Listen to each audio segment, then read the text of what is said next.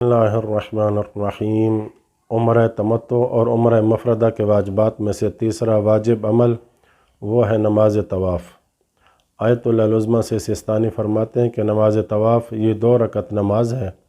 जिसे तवाफ़ के बाद अदा किया जाता है और इसका तरीक़ा नमाज फ़जर ही की तरह है, लेकिन फ़र्क यह कि नमाज फ़जर को बुलंद आवाज़ से पढ़ना वाजिब है जबकि नमाज तवाफ़ को बुलंद या आहिस्ता पढ़ने में इख्तियार है। नमाज तवाफ़ को मकाम इब्राहीम के करीब अदा करना वाजिब है और बिना बर अज़हर मकाम इब्राहीम के पीछे बजा लाना लाजिम है, और अगर मकाम इब्राहीम के पीछे बजा लाने पर कादिर न हो तो एहतियात वाजिब की बिना पर मकाम इब्राहीम के दाएं या बाएं किसी एक तरफ नमाज तवाफ़ पढ़ने के साथ साथ मकाम इब्राहीम के पीछे दूर जाकर भी नमाज तवाफ़ अदा करे, और अगर हर 2 जगह पढ़ना मुमकिन न हो तो इन दोनों में से जिस एक जगह मुमकिन हो वहाँ नमाज तवाफ़ पढ़ने पर इक्तिफ़ा किया जा सकता है, और अगर इन दोनों में से किसी एक जगह भी नमाज तवाफ़ न पढ़ सकता हो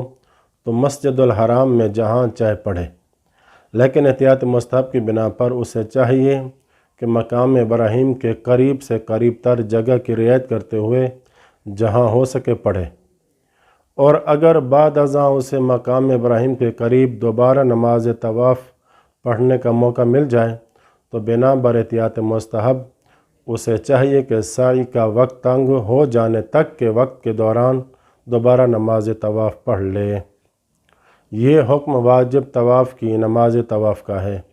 जबकि तवाफ़ मुस्तहब की नमाज हालत इख्तियार में भी मस्जिदुल हराम में जहाँ चाहे पढ़ सकता है।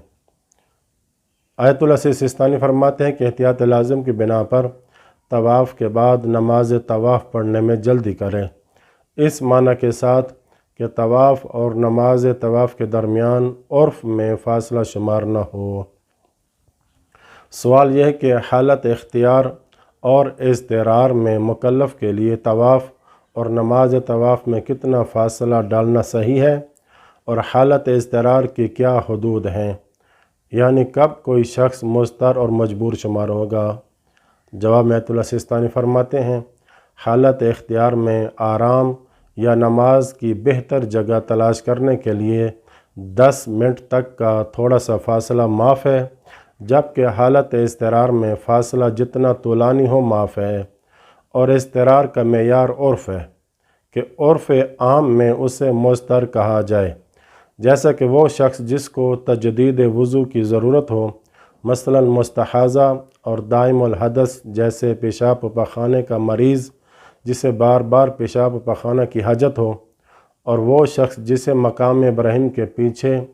किसी करीब जगह में नमाज पढ़ना मुयस्सर न हो मगर ये कि वो आधा घंटा इंतज़ार करे, तो ये अफराद तूलानी फ़ासला डाल सकते हैं,